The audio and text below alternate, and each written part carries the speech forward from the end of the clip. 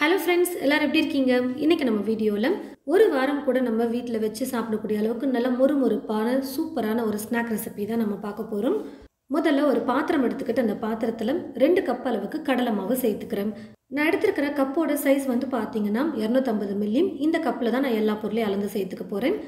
எப்போவுமே மாவு ஐட்டம்ஸ்லாம் யூஸ் பண்ணும்போது ஒரு முறை சலிச்சுட்டு எடுத்துக்கோங்க. கடலை மாவு எவ்வளோ எடுக்கிறோமோ அதில் பாதி அளவுக்கு நம்ம அரிசி மாவு எடுக்கணும். மொத்தமாக நான் வந்து பார்த்தீங்கன்னா ஒரு 220 கிராம் அளவுக்கு கடலை மாவு வந்து வெயிட் போட்டு நான் எடுத்திருக்கேன். இப்போ இது கூட அரிசி மாவே நம்ம சேர்க்க போகிறோம். நான் எடுத்துருக்கிற அரிசி மாவோட வெயிட் வந்து பார்த்தீங்கன்னா 100 கிராம் அளவுக்கு இருக்குது. கிட்டத்தட்ட இந்த கப்பில் அரை கப்புக்கும் கொஞ்சம் அதிகமாக இருக்கிற மாதிரி இருக்கும். ஆனால் எப்போவுமே கடலை மாவு எவ்வளோ எடுக்கிறீங்களோ அதில் பாதி அளவுக்கு அரிசி மாவு எடுத்துக்கோங்க. 200 கிராம் கடலை மாவு எப்படி எடுத்திங்கன்னா 100 கிராம் அரிசி மாவு எடுத்துக்கோங்க. இப்போ இந்த கப்பில் நம்ம மெஷர் பண்ணியிருக்கிறதுனால 2 கப் கடலை மாவுக்கு கிட்டத்தட்ட ஒரு அரை கப் மேலே ஒரு 2-3 ஸ்பூன் அளவுக்கு இருக்கிற மாதிரி நான் அரிசி மாவு அளந்து எடுத்திருக்கேன். கூடவே தேவையான அளவுக்கு உப்பு சேர்த்துக்கிறேன். 1/4 டீஸ்பூன் பெருங்காயத்தூள் சேர்த்துக்கிறேன். காரத்துக்கு வந்து பார்த்தீங்கன்னா மிளகு தான் நான் சேர்த்துக்க போகிறேன். உங்களுக்கு காரம் எந்த அளவுக்கு வேணுமோ அதுக்கேற்றது போல் மிளகோட அளவு வந்து நீங்கள் சேர்த்துக்கலாம். நார்மலாக நம்ம வீட்டில் யூஸ் பண்ணுற இந்த ஸ்பூனில் 2 டீஸ்பூன் அளவுக்கு மிளகு வந்து நான் எடுத்துக்கிறேன். மிளகை வந்து மிக்சியில் நீங்கள் அரைச்சிக்கலாம். ஆனால் ரொம்ப நைஸாக பவுடராக இருக்கிற மாதிரி அரைக்கக்கூடாது. அப்படி இல்லைன்னா நல்லா ஒன்றும் பாதியமாக மிளகை வந்து பார்த்தீங்கன்னா இடித்து கூட நீங்கள் எடுத்துக்கலாம். அது உங்களோட விருப்பம். நான் வந்து பார்த்தீங்கன்னா மிளகை வந்து மிக்சியில் போட்டு நல்லா இந்த மாதிரி கொஞ்சம் கொரகொரப்பாக இருக்கிற மாதிரி பல்ஸ் மோட்லேயே வச்சு அரைச்சி எடுத்துக்கிட்டேன். ரொம்ப பவுடராகவும் இருக்கக்கூடாது, கொஞ்சம் கொரகொரப்பாக இருக்கிற மாதிரி பார்த்து அரைச்சி எடுத்துக்கோங்க. அரைச்சி எடுத்து வச்சுருக்கிற இந்த மிளகையும் சேர்த்துட்டு மாவோட நல்லா கலந்து கொடுத்துக்கலாம். எல்லாத்தையும் சேர்த்து நல்லா கலந்து கொடுத்ததுக்கப்புறமா தண்ணி கொஞ்சம் கொஞ்சமாக சேர்த்து மாவு பிசைஞ்சுக்க போகிறேன். இது கூடவே நீங்கள் எண்ணெய், நெய் இல்லை வெண்ணெய் எது வேணாலும் சேர்த்துக்கலாம். எண்ணெய் சேர்க்குற மாதிரி இருந்தால் நல்லா கொஞ்சம் சூடு பறக்க காய வச்சுட்டு கூட நீங்கள் சேர்த்துக்கோங்க. அது வந்து ஆப்ஷனல் தான், வேணான்னா நீங்கள் ஸ்கிப் பண்ணிக்கோங்க. தண்ணி கொஞ்சம் கொஞ்சமாக சேர்த்து மாவை நல்லா கொஞ்சம் சாஃப்டாக இலக்கமாக இருக்கிற மாதிரி பிசைஞ்சு எடுத்துக்கலாம். ரொம்ப கெட்டியாகவும் இருக்கக்கூடாது.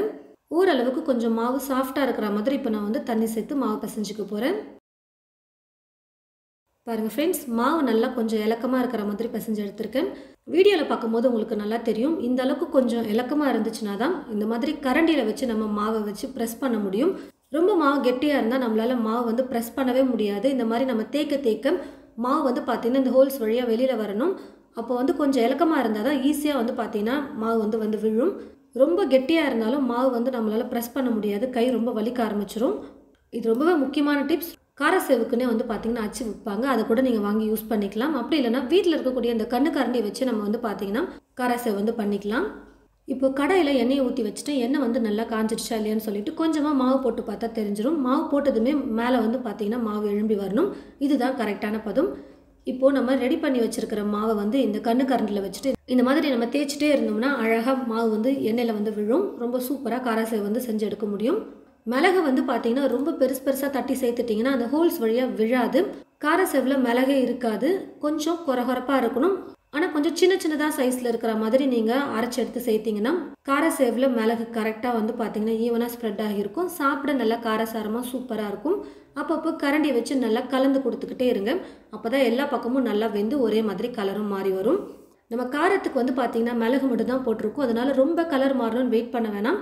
அந்த எண்ணெயோட கொதியெல்லாம் அடங்கிட்டு கொஞ்சம் லைட்டாக கலர் மாறி இருக்கும். அப்போ நீங்கள் எடுத்துட்டால் போதும். இப்போ நான் வந்து பார்த்தீங்கன்னா காரசேவ் நல்லா வெந்து வந்துருச்சு, எடுத்துக்கிறேன். இது போல் ஒரு வடிகரண்டி யூஸ் பண்ணி எடுத்துக்கிட்டிங்கன்னா இருக்கிற எக்ஸ்ட்ரா எண்ணெயும் நல்லா வடிஞ்சு வந்துடும். காரசேவ் சாப்பிட ரொம்பவே சூப்பராக இருக்கும். இதே போல் மீதி இருக்கிற எல்லா மாவையும் நான் இந்த மாதிரி கரண்டியில் வச்சு நல்லா இந்த மாதிரி ப்ரெஸ் பண்ணி அழகாக காரசேவ் வந்து செஞ்சு எடுத்துக்க போகிறேன்.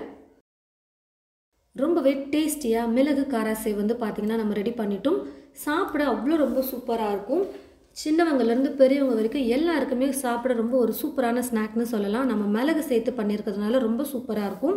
ஒரு வாரம் 10 நாள் கூட நீங்கள் வச்சு சாப்பிடலாம். நமத்து போகாமல் நல்லா மொறுமொறுப்பாக சூப்பராக இருக்கும். நல்லா சூடு ஆறுனதுக்கப்புறமா ஒரு கவரில் போட்டு ஒரு பாக்ஸில் வச்சுட்டிங்கன்னா வீட்டில் இருக்கிறவங்க ஸ்நாக்ஸ் கேட்கும் போதெல்லாம் நீங்கள் ஒரு பிளேட்டில் போட்டு கொடுத்தீங்கன்னா ரொம்ப விரும்பி சாப்பிடுவாங்க. கடலை மாவும் அரிசி மாவும் இருந்ததுன்னா கண்டிப்பாக நீங்கள் உங்களுடைய வீட்டில் உடனே இது போல் மிளகு காரசேவ் செஞ்சு பாருங்கள். செஞ்சு பார்த்துட்டு எப்படி இருக்குன்னு சொல்லிட்டு மறக்காமல் கமெண்ட் பாக்ஸில் வந்து கமெண்ட் பண்ணுங்கள். இந்த வீடியோவை மற்றவங்களுக்கும் ஷேர் பண்ணுங்கள். இது போல் நிறைய ரெசிபீஸ் பார்க்க தமிழ் ஃபுட் மசாலா சேனலை மறக்காமல் சப்ஸ்கிரைப் பண்ணிக்கோங்க. கூடவே பக்கத்தில் இருக்கிற பெல் ஐக்கானை கிளிக் பண்ண மறந்துடாதீங்க. தேங்க்யூ.